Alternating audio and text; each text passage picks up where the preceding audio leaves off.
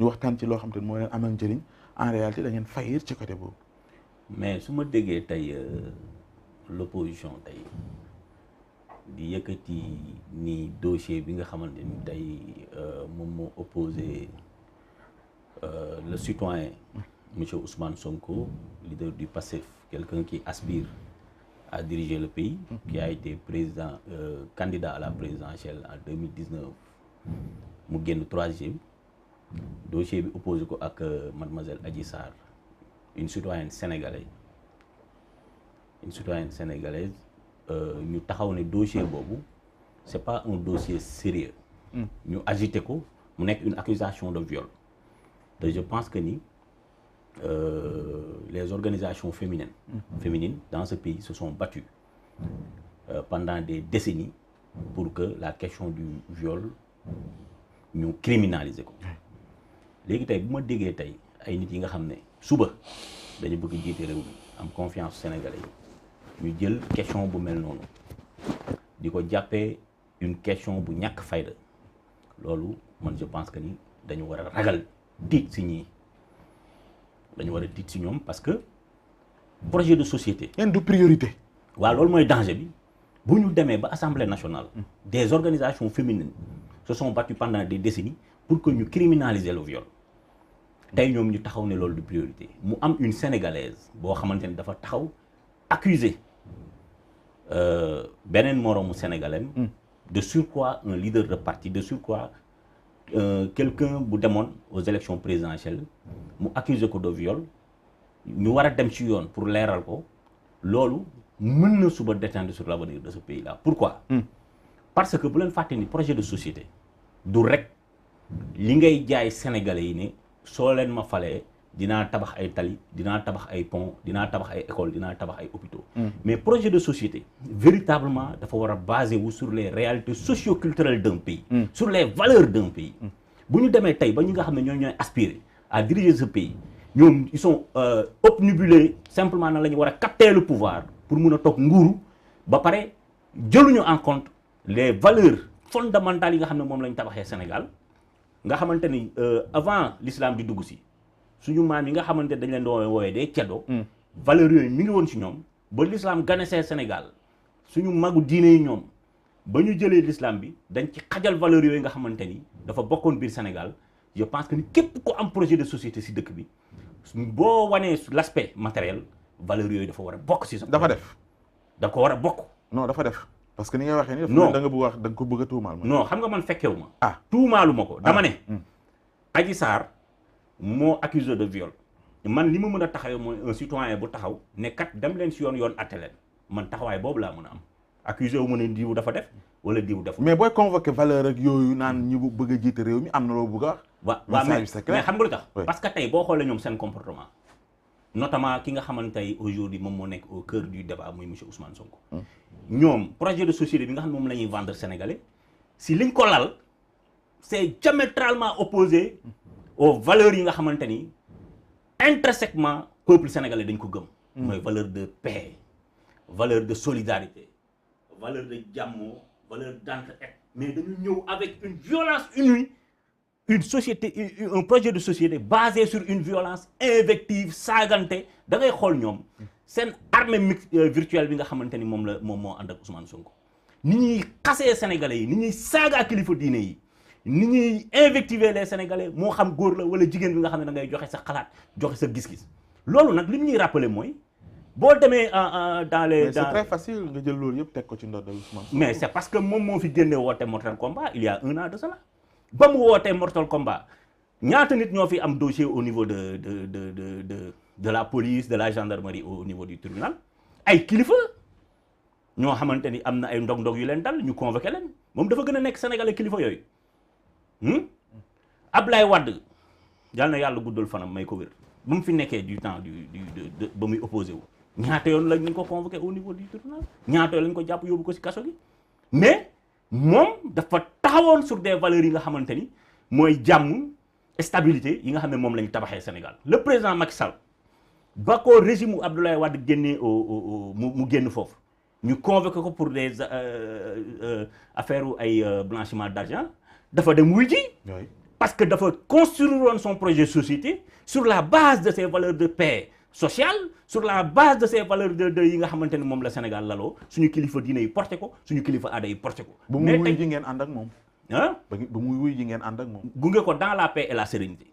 dans la paix et la sérénité mais tey aujourd'hui mënuñu convoquer monsieur Ousmane Sonko tey mu génn ci télé bi woote Mortal Kombat jël la jeunesse def leen chair à canon ne leen dem leen ngeen xeex pour que ma bañ a dem wuy ji sur un fait bi nga xam ne dañ ko accusé te ba muy dem ma Samba fekkewu ko ma Demba fekkewu ko ma muy dem couvre-feu la mu yooru ndànk à 22h dem dugg fi muy dugg lañ ko fa tuumaal ñu tuumaal ko yàlla moo xam def na wala defut tey justice su Sénégal cette justice indépendante tey woo ko ñaata kilifa au Sénégal ba Sénégal di Sénégal la justice bi woo moom gëmut kilifa yooyu yoo xamante ni ils ont contribué à l'émergence de ce pays fam Mamadou Dia yàlla na ko yàlla yërëm te xare ko aljana justice Sénégal woo na ko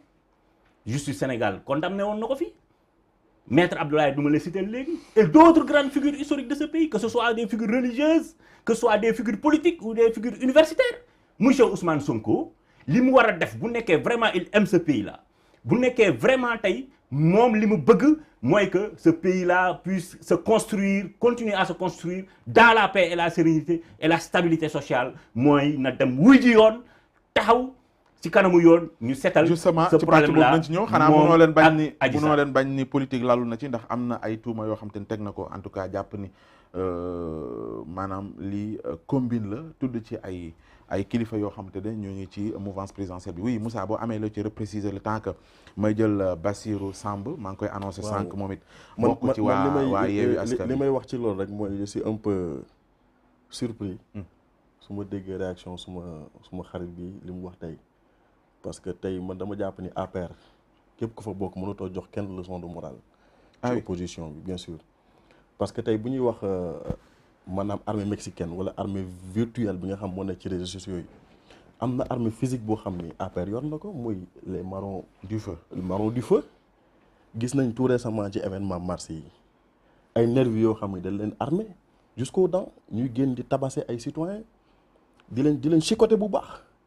beneen bi mooy jamonoy couvre-feu yi mais dañ doon sax ëppal ba nga xam ni nit dafay wàcc am problème oto ñu jàpp ko chicoter ko bu baax a baax père de famille ci mbas mi beneen bi moom mooy bu ñu demee ba nga xam ne suñu icônes yi dañ leen désacraliser joxatul leen respect kenn considératul leen ba am ay insultes yoo xam ni ñu leen koy def sax ci réseaux sociaux yi mais APR moo fi indi. parce que le président Macky Sall moom moo gëmloo Sénégalais yi ni leen les marabouts sont des citoyens ordinaires point. et pourtant li koy illustrer mooy bi ma amee problème ak Karim Wade ci affaire yu CREI yi Serigne Sidi Mokhtar daf ko ñaan mais dafa bañ. mais justice dafay dem jusqu'au bout demande sociale la. beneen bi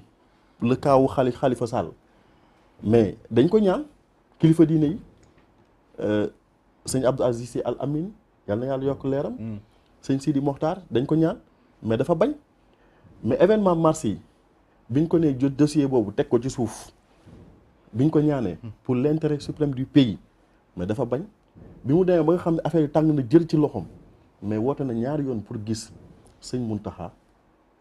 Mountakha bàyyi ko gone yi. bi mu demee ba nga xam ne affaire jaaxal na ko pour mu ut porte de sortie dafa jiite ni sëñ si kat ñoom ñoo ko ñaan pour mu bàyyi. kon nag bu ñuy wax leçon de morale APR amuñu luñ jox opposition bi beneen bi moom mooy su may wax priorité tey man danga may wax ni bilan matériel am na lu ngeen def gaa mais ci bilan immatériel aussi da ngeen ci lajj bu baax a baax mooy li nga xam ne moom ngay prôné nii justice à deux vitesses moom laa constaté ci réew mi. parce que boo xoolee man damay wax ni sax APR seen président ba ci suuf ils sont capables de transformer des vérités bibliques en bobards et des bobards en vérité biblique. parce que tey boo may wax ni justice dafa bokk ci li nga xam moom mooy rampe yi réew mën a sukkandiku ba mën a développer dëgg la gaa mais ana rapport yi nga xam moom mooy épinglé woon ñoom Mame Mbaye Niang ana rapport bi nga xam moom ci Prodac ana 26 milliards yi ana rapport yi nga xam moom mooy épinglé woon ki nekkoon kudd nu mu tudd sax Cheikh Oumar Anne ana rapport yi nga xam moom mooy épinglé woon la majeure partie des dignitaires de l'APR ñoom ñëpp ñu ngi vaquer à leurs occupations comme bon leur semble. kon bu ñuy wax ay leçons de morale ñun amul lu ñuy recevoir ci APR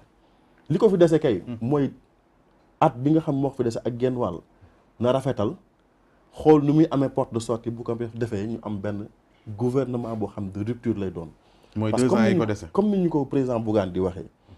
nañu fexe ba nga xam ne dañuy créer une alternative crédible fexe ba am benn offre boo xam dañ koy présenter Sénégalais yi bu ko defee buñ jugee ci li nga xam doon nañ ko réccu ñu mën a daal ci loo xam ne au moins espoir dina mën a judduwaat parce que tey sànq maa ngi la koy wax nee naa la climat social bi boo xoolee c'est un peu délétère tension sociale bi dafa nekk en ébullition pàcc boo ci jël dañu am ay problèmes. tey mënuñu jël suñu énergie yëpp di ko concentrer ci benn dossier boo xam ne ça concerne 2 personnes nit ñi war ci neutre bàyyi justice mu def liggéeyam. loolu mooy li nga xam man foofu laa mën a yem. donc su amaatee leneen. non loo xam mais ne c'est beaucoup plus sérieux. ñu dugg ci loolu. mais justement ci pàcc bi xanaa tamit sur ce dossier nii doo jàpp ni Ousmane Sonko est clean ci façon bi mu waxee parce que sànq wax na ni Mortal Kombat moo ko fi woote 14 personnes yi nga xamante dee nañu xëy na bu ñuy imputer cette responsabilité mënu koo jéggi sur cette question également ak tamit sortem bi mujj bi la mu annoncé yëpp est-ce que jàpp nga ni il est exempt de tout reproche. waaw xam nga tey le président Macky Sall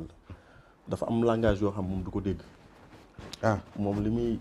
gis moom mooy rapport de force xam nga nit ñi bu ñu demee ba xam ne nag yow rapport de force mooy communication bi ngay gën a dégg. mais say opposant foofu lañ lay jaar. oui mu xamul droit xamul yoon lépp loo xam ne àq ak yelleefu doomu aadama da ciy jaar jóge ci dem yoonam. boo taxawee di wax droit ak yooyu mu jóge sa bopp dem sa yoon tëj la bàyyi lee ngay moisir ci biir prison bi loolu bu ñu ko constaté une deuxième fois mais troisième bi gars yi dañuy taxaw ni ñett loolu moom moo waral kon da ngaa nangu comprendre Ousmane Sonko li muy wax ni ci man lay jeexee. mais bien sûr il est dans son rôle il est dans son rôle il est dans